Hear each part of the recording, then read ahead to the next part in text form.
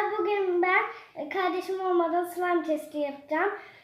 İlk önce şampuanımı döktüm ve birazcık tuz döktüm ve karıştırıyorum.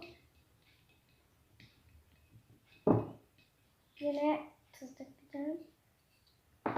Çok az dökeceğim arkadaşlar. Bakın arkadaşlar.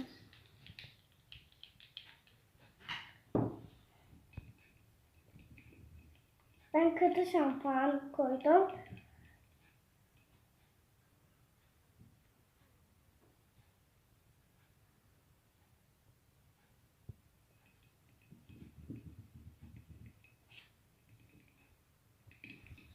İyice karıştırıyorum arkadaşlar. Bunu sonra arkadaşlar ben 10 dakika buzlukta bekleteceğim.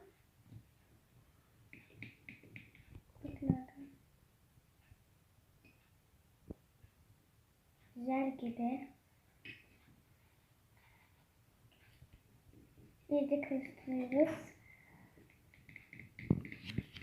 Arkadaşlar slime testleri yine gelecek. İzlemenizi tavsiye ediyorum.